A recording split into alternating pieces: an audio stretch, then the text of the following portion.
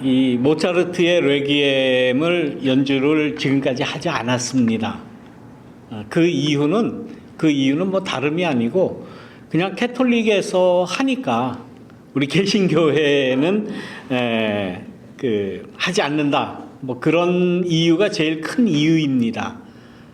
그 내용을 보나 곡 자체를 보나 장례 예배 혹은 메모리얼 서비스 때에 연주할 수 있는 제가 듣기로는 최고의 그 진원곡이 이 모차르트의 레퀴엠입니다. 물론 베르디의 레퀴엠도 있어요. 몇몇 레퀴엠이 있기는 한데 그 중에 제일 장엄하고 엄숙하고 그 장례 예배나 메모리얼 서비스에 가장 어울리는 곡이다. 그래서 이제 앞으로는 뭐 캐톨릭이니 개신교니 이런 뭐 비교 우위를 따질 것이 아니라 정말 귀한 작품이면은 연주를 하는 것이 좋겠다. 그런데 이 레퀴엠이 워낙 대곡이기 때문에 웬만한 장례식 때에는 하지를 못합니다. 우리는 뭐 코로나 그 팬데믹 이후로 해서 찬양을 이렇게 영상으로 대신하는 김에 아마 처음으로 이렇게 레퀴엠을 듣게 되었습니다. 오늘은 주일이며 또 우리가 추모 예배를 드립니다. 이 날을 맞이해서 제가 평소에 생각하던 죽음에 대한 말씀을 잠깐 드리려고 합니다. 물론 제 개인적인 소견이기도 하지만은 평생 교회를 섬기고 또 제가 그 나이에 비해서는 장례식을 꽤 많이 한 목사 중에 하나입니다. 뭐 여러 장례를 다 제가 경험을 해봤습니다. 태어나기 전에 어머니의 뱃속에서 거의 그 사망할 것이다라는 판정을 받았는데도 불구하고 어머니가 이렇게 뭐 유산이나 이런 걸 하지 않고 끝까지 아기를 낳았어요. 태어나자마자 며칠 만에 죽었습니다. 그 장례식도 해보았고 또 어떤 장례식은 그 장례를 부탁하는 분이 저에게 그런 이야기를 합니다. 다른 거는 다른 사람은 모르지만 그래도 목사님은 아셔야 됩니다. 제 조카가 요즘 소위 말하는 극단적인 선택을 했습니다. 젊은 청년인데 그러한 장례식도 해봤고 또 목회를 하다 보면 대부분 이제 연세 많으신 분들이 교회 대부분 많기 때문에 그 돌아가시는 그 과정을 굉장히 상세하게 목사는 다 압니다. 무슨 과정을 거쳐서 하나님의 부르심을 받는지 여러 경우를 다 보았습니다. 사람이라고 하는 존재가 하나님 부르심을 받는 그때쯤 되면 대부분 이제 뭐 치매가 오기도 하지만은 정신을 잃는 경우도 많아요. 평소에 굉장히 명석하고 똑똑하고 교양 있고 하시는 분인데 이게 소위 말해서 이제 정신줄을 놓는다고 그러죠. 치매는 아니지만 정신줄을 놓는 경우가 있어요. 그런 경우에는 별의별 얘기가 다 나옵니다. 네, 저는 두려워요, 솔직히. 저도 그럴까봐. 별의별 얘기를 다 해요. 그러니까 평생 혼자만 꿍꿍 앓고 있던, 꿍꿍 가지고 있던, 누구한테도 얘기하지 못하는 그런 얘기까지 목사한테 하는 경우가 있어요. 종종 있습니다. 굉장히 많습니다. 그 이야기를 듣고 그 뭐 배우자나 그 자녀들에게도 아직까지 말을 하지를 못해요. 뭐 구체적인 얘기를 뭐 드리지는 않겠습니다. 뭐 그렇게 좋은 얘기가 아니기 때문에. 그러나 아무튼 그 정도. 어느 누구에게도 하지 못하는, 자기의 남편이나 아내 혹은 자기 자녀에게도 하지 못하는 이야기를 의식이 없으니까 그렇게 하겠죠. 네. 그야말로 고해성사를 하듯이 하는 경우도 많이 있습니다. 그러한 모습들을, 수도 없는 그러한 모습들을 보고 나서 과연 인간이 뭔가, 인간이 한평생을 살아간다는 게 뭔가 하는 것을 정말 깊이 생각할 수밖에 없습니다. 우리가 생각할 때 평소에 보는 이러한 뭐 많은 사람들, 많은 교우들, 또 친지들 다 익숙하고 또 교양 있고 많이 배우셨고, 그렇지만은 어떻게 보면 나중 시간에 가면은 다 똑같은 것 같아요. 뭐 많이 배웠다, 뭐 많이 가졌다, 뭐 교양이 있다 없다, 모든 경우를 다 이야기를 하더라도 결국은 사람은 똑같다. 그런 생각을 하게 됩니다. 그러면서 과연 사람이 살았다가 죽는다는 게 뭘까? 죽는다는 게 뭘까? 실례지만 여기 지금 앉아 계신 분들 다 연세가 지긋하신 분들입니다. 그런데 이러한 생각은 연세 지긋하시고 연세가 높으신 분들만 생각하는 게 아니에요. 젊은이들도 다 그런 생각을 뭐 자주는 안 하겠지만 다 합니다. 내가 만약 죽는다면 그 다음에는 어떻게 되는 걸까? 어떻게 되는 걸까? 저는 목사이기 때문에 설교할 때에 부활에 대한 이야기를 부활절마다 했습니다. 또 부활절이 아니더라도 우리가 죽은 이후에는 우리는 반드시 하나님 나라에 간다, 하늘나라에 간다, 저 천국에 간다, 천당에 간다라고 수도 없이 평생을 반복하고 이야기하고 설교하고 했습니다마는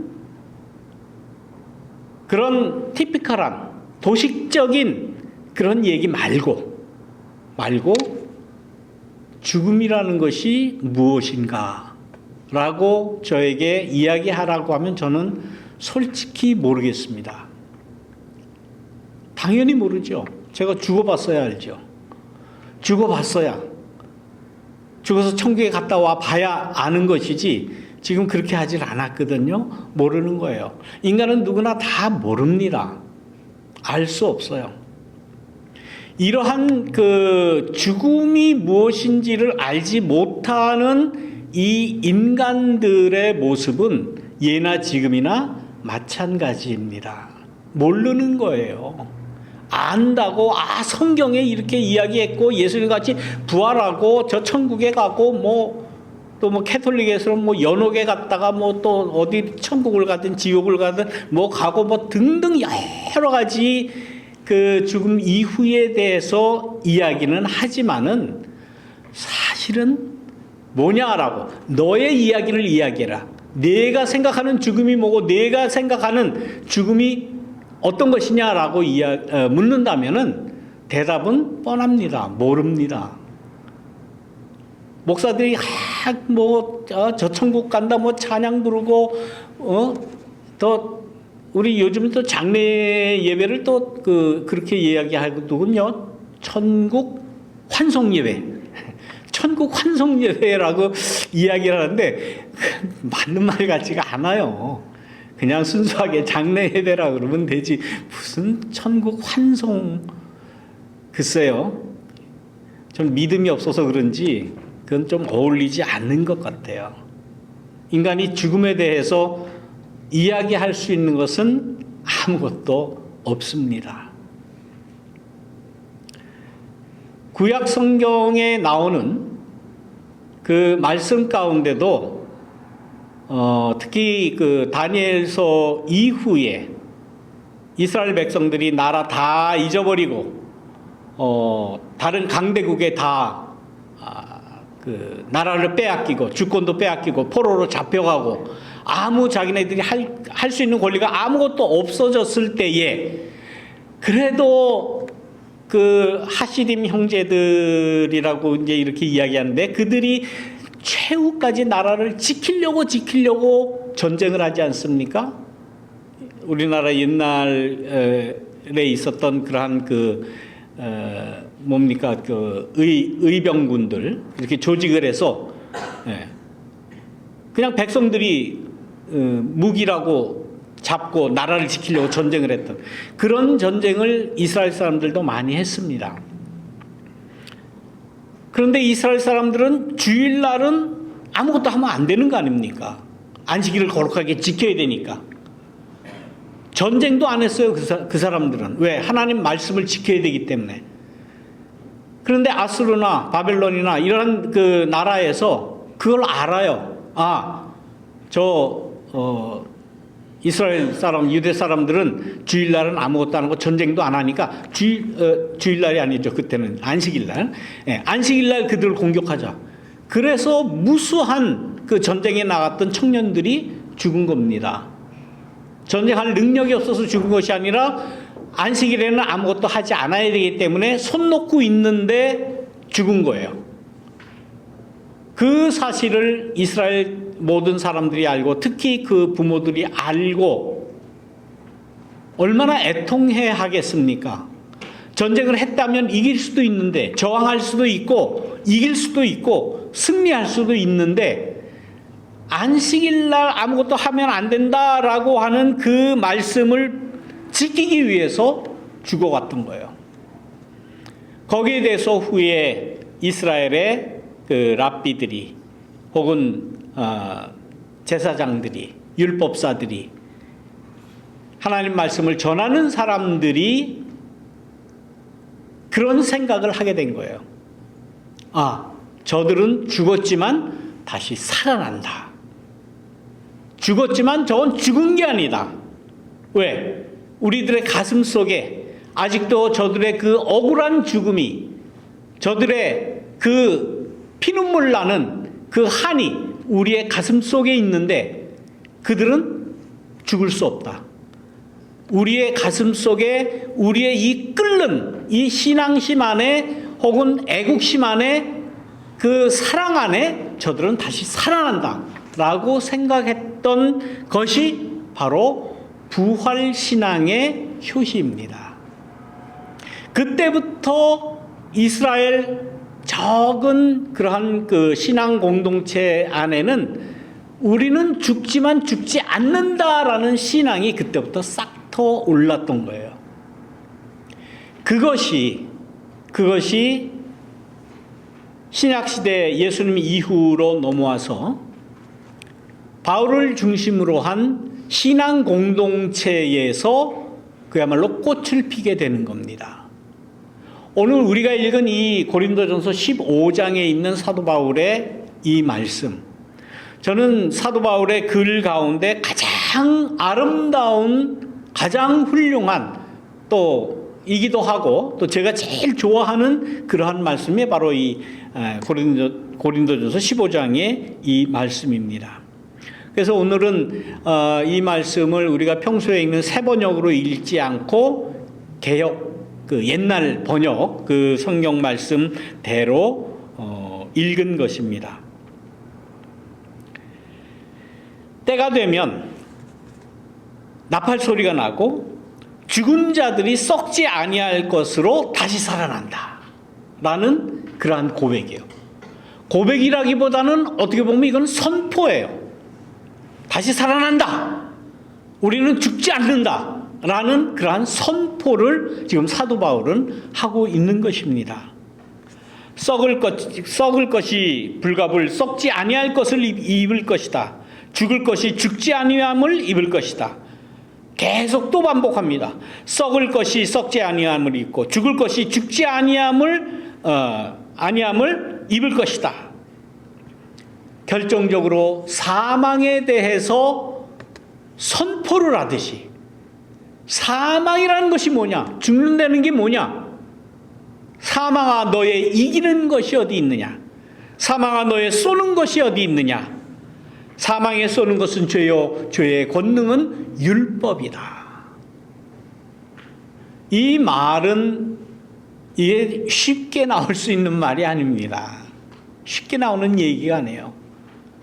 모든 이 지구상에 태어났던 모든 사람들이 다 죽음이 뭐냐? 사람이 죽는 건 확실한데 죽는다는 게 뭐냐?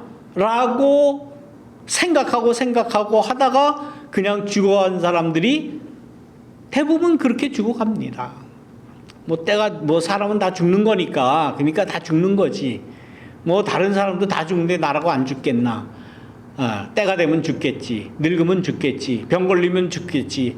사고 나면 죽겠지. 죽는 거는 자명한 사실이다. 그냥 그건 당연한 것으로 여기는데, 이 예수님을 믿었던 신앙 공동체의 사도 바울을 중심으로 한 이 공동체 사람들은 그 죽음이라고 하는 게 뭐냐라는 것을 분명하게 생각하고, 사망이라고 하는 것이 그렇게 우리 인간을 이렇게 두렵게 만드나?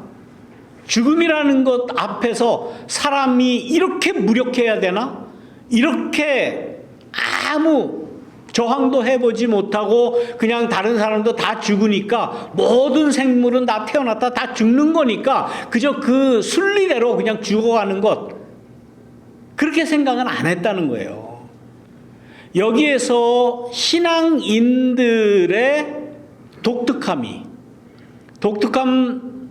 이야기하면 너무 평범하죠. 아주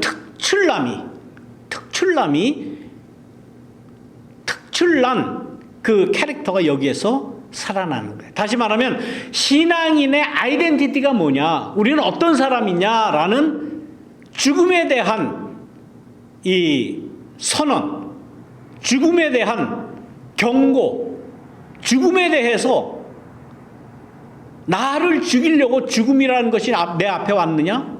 사망아 너의 쏘는 것이 뭐냐? 결국은 죄라는 거죠. 그럼 죄의 권능이 뭐냐? 무슨 권리를 가지고 우리한테 죄가 있다, 죄인이다, 회개해라, 죄 지으면 죽어야 된다, 이런 이야기를 뭔 권리를 가지고 사망이 우리한테 할 수 있느냐? 그건 율법이다. 율법에 의해서 사람을 죄인으로 낙인 찍고 죄인으로 지칭하고 회개하라 그러고 꼼짝 못하게 하고 아무것도 안 해요. 우리는 그럴 수 없다는 거예요. 나는 그럴 수 없다는 거예요. 예수님 믿는 신앙을 가졌다면 사망, 그까짓 거, 사망의 권세라고 하는 것은 내 앞에 아무것도 아니다 라고 이야기합니다.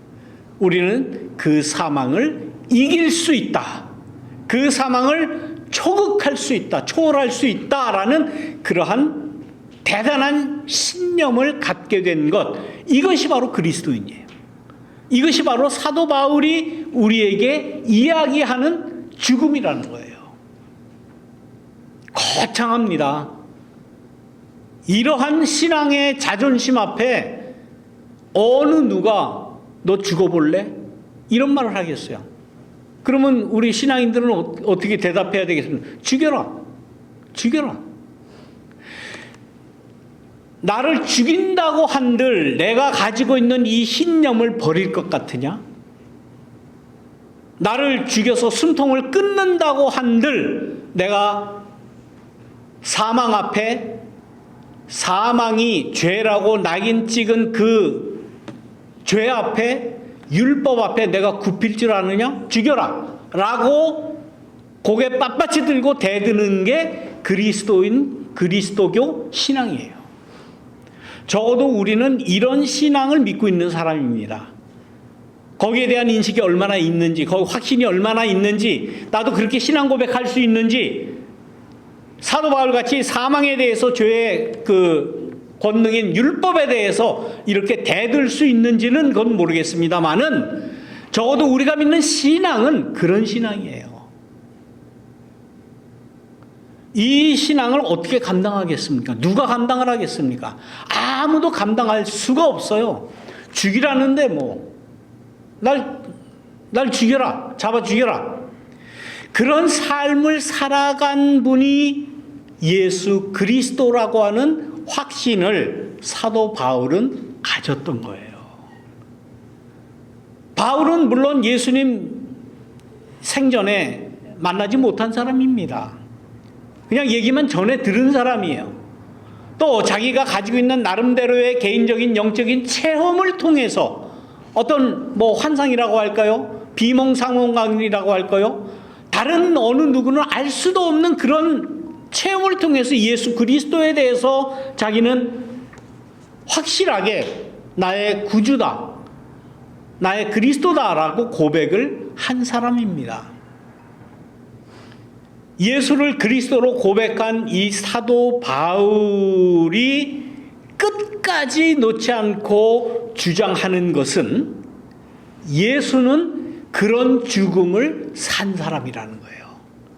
예수님이 십자가 질러 올라가실 때에 무서워서 뒤로 피하거나 이렇게 한 적 없지 않습니까? 예수님이 십자가 안 지려고 물론 하나님 앞에 기도는 그렇게 했습니다마는 죄송합니다. 이게 사망에 쏘는 이 죄가 지금 부르는 것 같아. 내가 지금 얘기를 하니까 누가 이 설교 시간에 예수님께서 살아가셨던 그 모습은 예수님은 다 아셨어요. 누차 제자들한테 얘기했어요. 내가 앞으로 잡힐 것이다. 고난당할 것이다. 채찍에 맞을 것이다. 그리고 십자가에 달릴 거다. 그리고 죽을 거다. 그러나 나는 그 길을 간다. 무슨 말입니까? 날 죽여라는 거예요. 날 죽여라. 내가 하나님 믿는 그 신앙을 내가 버릴 것 같으냐. 그런 자존심을 가졌던 거예요. 그런 신앙의 자존심이 예수에게 있다고 하는 사실을 사도 바울은 굳건하게 믿고 이렇게 죽음에 대해서 이야기하는 겁니다. 이것이 우리의 신앙이에요. 사망에 대해서 두려워하지 않고 사망에 대해서 네 가지 게 뭐냐? 사망이라고 하는 그러한 존재가 뭐냐? 도대체가. 나는 그것을 초국한다. 나는 다시 살아난다. 나는 다시 살아날 것이다. 살아나야만 된다. 라고 하는 신앙을 가지는 것. 이것이 우리의 삶의 어떻게 보면 궁극적인 그러한 목표가 아닐까라고 생각을 하는 겁니다. 이렇게 말씀을 드리지만 우리는 다 죽습니다. 다 죽어요. 그러나 그 죽음을 바라보는, 죽음을 대하는 나의 자세가 사망에 대해서 몇 가지 게 뭐냐? 사망에 쏘는 것이 뭐냐? 기껏해야 죄 아니냐? 죄의 권능이 뭐냐? 죄의 권리가 뭐냐? 기껏해야 율법 아니냐? 라고 율법에 대해서, 죄에 대해서, 사망에 대해서 꾸짖을 수 있는 그러한 신앙을 우리가 갖자. 라는 것이 이 죽음에 대한 나름대로의 저의 소견입니다. 죽은 다음에 어디 지옥을 갔는데 지옥을 가니까 누가 있고 어쩌고 저쩌고 천국에 갔는데 황금으로 둘러싸이고 다 그 금조하는 사람들이 하는 얘기예요. 예? 금은방 주인이 아마 그런 얘기했을 거예요. 금 팔아먹느라고. 다 허튼 소리입니다. 그런 소리 귀에 담을 필요도 없고 상상할 필요도 없는 거예요. 우리가 당당하게 사망에 대해서, 죽음에 대해서 내가 고백하고 선포할 수 있는 한마디는 저는 이 말씀이라고 봐요. 사망아, 네 가지 게 뭐냐? 사망아, 너의 쏘는 것이 뭐냐? 기껏 죄 아니냐? 무슨 권리로 나를 죄인이라고 그러느냐? 율법 아니냐? 그까지 율법, 죄 다 필요 없어. 나는 사망을 극복하고 초국하고 뛰어넘어서 부활의 삶을 살겠다. 죽어서가 아니라 지금 여기에서 나는 부활의 삶을 산다라고 할 수 있다면 우리의 신앙과 사도 바울의 그 신앙과 예수 그리스도의 삶과 그 신앙이 하나가 되는 그러한 모습이 아닐까, 그런 생각을 합니다. 지난주일 오후에 우리 길을 쓴 권사님께서 하나님의 품에 안기셨는데, 어떻게 생각하면은 너무 갑작스러워서 아쉽고 놀랍고 하지만은 또 한편 생각을 하면 마지막 가시는 길이 그렇게 과히 그 육체적인 고통 없이 가시는 것도 그 축복이 아니겠는가라는 그런 생각을 하게 됩니다.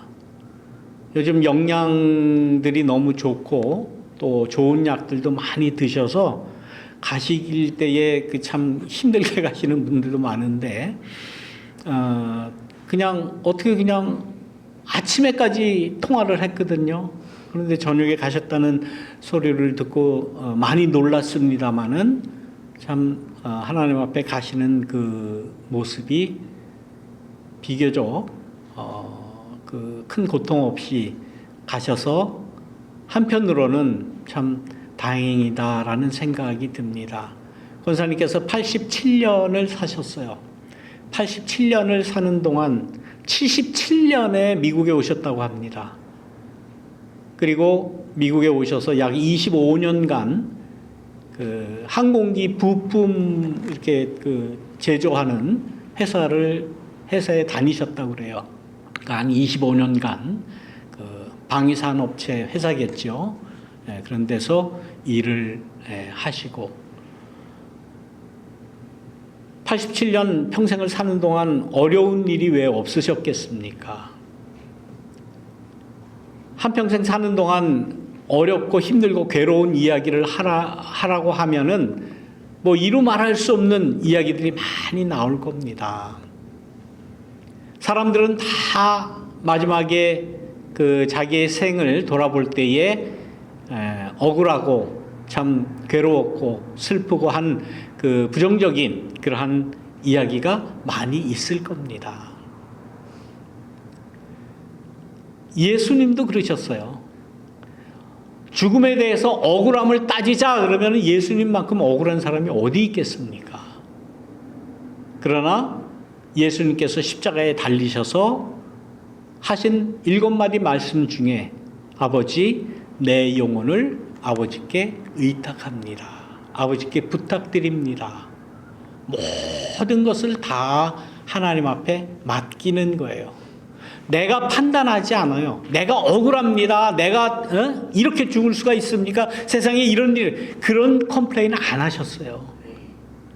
아니 내가 하나님의 아들로 태어나서 적어도 예수고 하나님의 아들인데 이렇게 십자가에 달려 이렇게 죽어야 되겠습니까? 이렇게 처절하게, 이렇게 억울하게, 이렇게 천하의 죄인의 모습으로 십자가에 달려 죽어야 되겠습니까? 라고 컴플레인하지 않아요. 모든 것을 하나님 앞에 의탁합니다. 모든 것을 맡기는 그러한 모습을 볼 때에 우리 각자도 자기 자신의 과거를 뒤돌아보면서 뭐 억울했다, 서운했다, 뭐 슬펐다, 괴로웠다, 힘들었다 이런 얘기 할 거 없지 않겠는가? 단 한마디 모든 것 하나님 앞에 맡깁니다. 그런 신앙 고백을 하며 하나님의 품에 안길 수 있는 우리 모두가 되시기를 주님의 이름으로 축원드립니다. 말씀을 기억하시면서 잠시 묵상 기도 드리겠습니다.